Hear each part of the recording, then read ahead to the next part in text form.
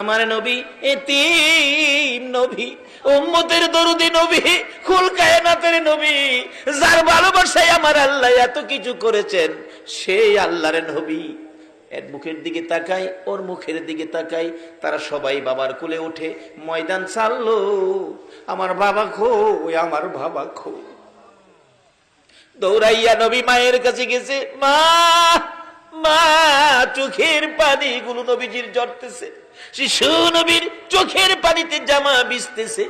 মা আমেনা দৌড়াই এসে টাইনা টাইনা বুকে জড়াইয়া ডাকতেছে, বাবা মোহাম্মদ, বলো তোমাকে কে ব্যথা দিয়েছে, কে তোমারে কষ্ট দিয়েছে, কার দেওয়া ব্যথায় তুমি কান্দো? ও বাবা মোহাম্মদ, তুমি চিন্তা করো না, এই বিচার আমি আমেনা করাবো। তোমার দাদা হলো খানায় কাবার মুতাওয়াল্লি, এই মক্কা নগরের সর্দার। তোমার দাদাকে দিয়ে ওই ছেলেটাকে ধরে এনে তোমার সামনে বিচার করাবো। তুমি কেঁদো না, তুমি কেঁদো না। মা ছোট সময় এমন সান্ত্বনা আমাদের কেউ দিছে কিনা? কে মারছে? এই মুখে মারছে, কান্দিস না, তোর বাপ বাইটাই হোক, দেহিস বিচার করাবো।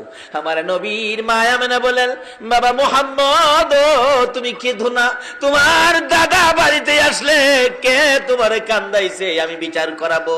এমনি সময় আমার নবী মায়ের গলায় ধরে চোখের পানি ছেড়ে ছেড়ে কান্দে। মা, মা গো, এই জগতের কেউ আমার কান্দায় নাই, কেন তুমি কান্দতেছো মা গো?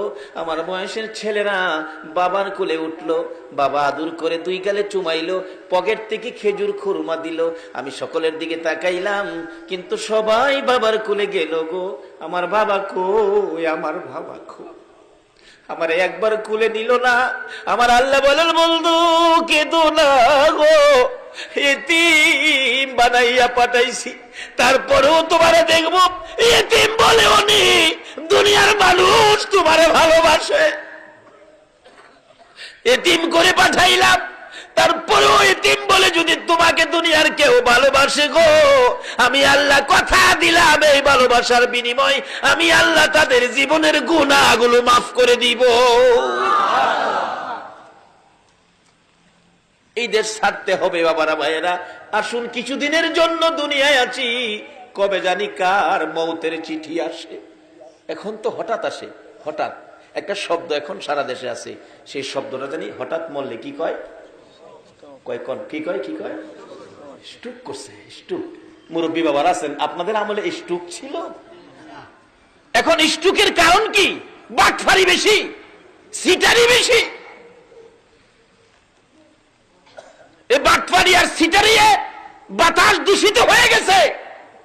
এই জমিন আপনাদের আমাদের ভার বহন করতে পারছে না, বিদায় এখন চট করে স্ট্রোকে ধরে।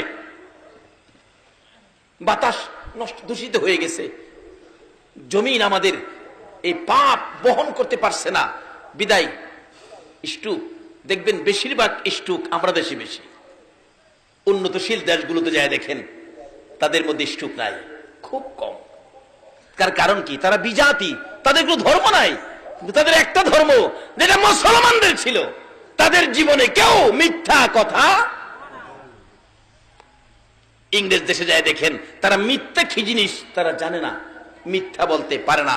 রাস্তায় কোটি টাকা পড়ে থাকলেও কেউ টাকার মধ্যে হাত দেয় না। আর আমরা দেশে 10টা টাকা পড়ে থাকলে রাস্তায় 10 টাকা ফালাইয়া একটু পরে আয়া ভাইবেন, কার টাকা ধরলেন, কার টাকা নিলেন?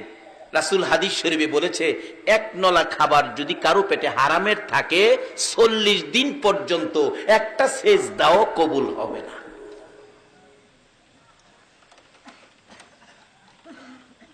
সত্য নিয়ে গেছে বিজাতিরা, আজকে তারা উন্নত, আর মিথ্যার সাগরে বেশি আছি, সুদের সাগরে, ঘুষের সাগরে। এই জন্য আজকে আমরা বিশ্ব জুড়ে আমরা ঘৃণিত, আর তারা সত্য নিয়ে তারা আজকে উন্নত।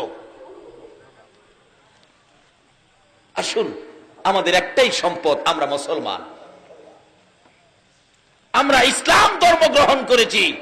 ইসলাম শব্দের অর্থ কি হবে? সবাই বলুন, কি হবে? শান্তি। আজকে কি আমরা শান্তিতে আছি? কেন নাই তার কারণটা বের করে আনতেছি, একটু লম্বা হয়ে যাইতেছে, আপনাদের কষ্ট হইতেছে? বাবারে একটা দিন কষ্ট করেন, কারণ একদিন